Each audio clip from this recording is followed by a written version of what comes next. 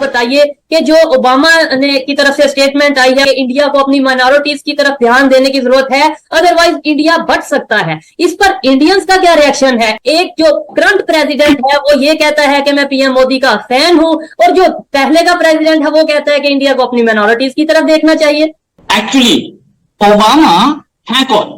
Former president. आज की date में वो बेरोजगार, ही इज अनएम्प्लॉयड। एक बेरोजगार आदमी हमें बता रहा है कि हमें करना क्या है। मैं तो नहीं सुनता उसकी बात, ठीक है, लेकिन एक चीज उस आदमी को ये तो सोचना चाहिए था कि मैं बोल क्या रहा हूं। जब आप प्रेसिडेंट थे तब क्यों नहीं बोला था भाई आपने? बोलते, मैं मानता, नहीं बोला उस समय। आज बोल रहे हो आप। ये लोग लाखों डॉलर लेकर के इंटरव्यू देते हैं, ठीक है, आप लाखों डॉलर लेके इंटरव्यू दे रहे हो और बोल रहे हो इंडिया टूट सकता है। अबे भाई, तुमने कभी पाकिस्तान को बोला था कि पाकिस्तान में इतनी एट्रोसिटी होती है हिंदूज पे? कभी आपने बोला? आईएसआईएस पे एक स्टेटमेंट आया, वो तो लड़कियों को उठा करके उनको स्लेव ट्रेड पे बेच रहे हैं। फिर ऐसी खुरापाती स्टेटमेंट्स आप देते हो, लेकिन द फैक्ट इज कि इंडिया के मुस्लिम्स इंडिया में खुश हैं। सारी दुनिया से मुसलमान यहां आ रहे हैं, रोहिंग्या यहां आ रहे हैं, बांग्लादेशी यहां आ रहे हैं, यहां तक कि पाकिस्तानी मुसलमान यहां आ रहे हैं। सब लोग आना चाहते हैं। क्यों? शायद यहाँ पे बहुत मारा जाता होगा, वो मरने आ रहे होंगे, है ना? तो वो अफगानिस्तान जा सकते थे, वहां भी मर सकते थे, यहाँ क्यों आ रहे? तो बहुत सच्चाई से परे है ये सारी चीजें। और ओबामा जो बोल रहे होंगे ओबामा की अपनी प्रॉब्लम है। Fact Ramesh, he is far from. स्वागत है आपका सुमित जी। एक फिल्म आई थी, आपको ध्यान है, फंस गए रे ओबामा जी। आजकल मिस्टर ओबामा फिर से चर्चा में। मिस्टर ओबामा जो है वो भारत को बड़े बड़े प्रवचन दे रहे हैं। मुझको बताया गया है कि वो भी आजकल सोरोस से फंड लेके अपना कोई फाउंडेशन बना रहे हैं।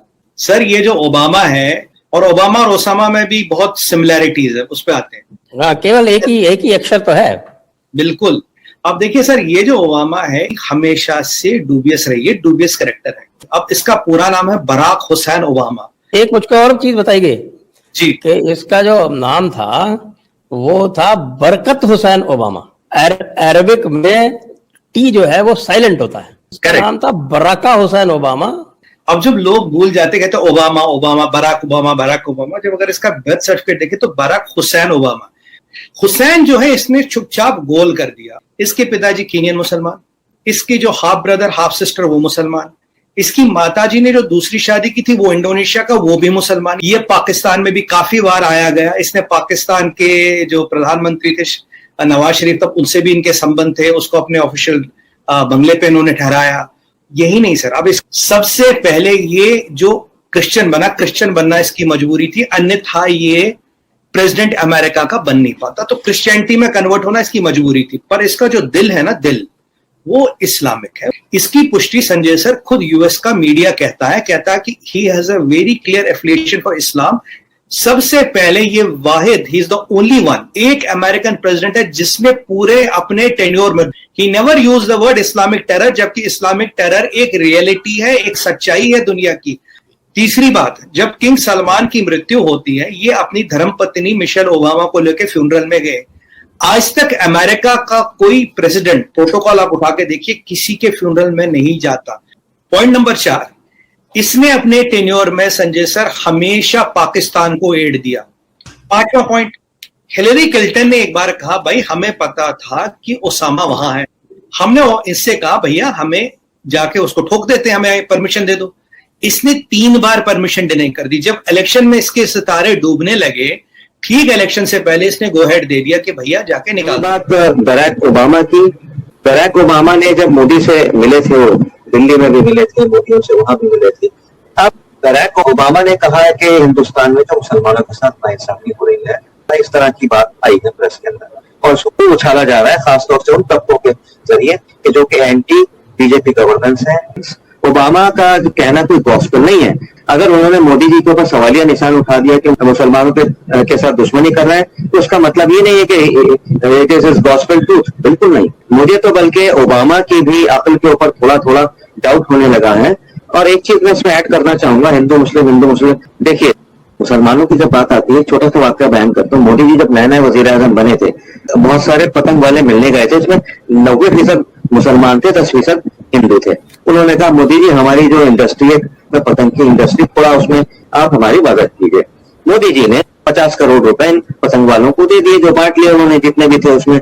उन्होंने हरगिज भी ये नहीं कहा मोदी जी ने कि भाई हमने मुसलमानों की मदद की है।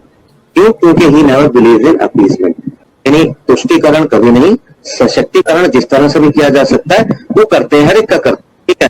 वो ये कह के नहीं करते है मुसलमानों मैंने तुम्हारे पतंगवालों को 50 करोड़ रुपए दिए हैं तो तुम हमें वोट देना, ही नेवर सेज दिस। और उनको ये भी समझना चाहिए, सिर्फ ये कहना चाह रहा हूँ कि मुसलमानों के लिए हिंदुस्तान से बेहतर मुल्क। तो देखा आपने किस तरह से भारत ने अमेरिका के बराक ओबामा के बयान का जवाब दिया है।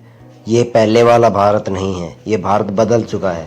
अब ये अपने पैरों पर मजबूती से खड़ा हुआ भारत है, जो किसी भी बयान से किसी तरह से भी प्रभावित नहीं होता है।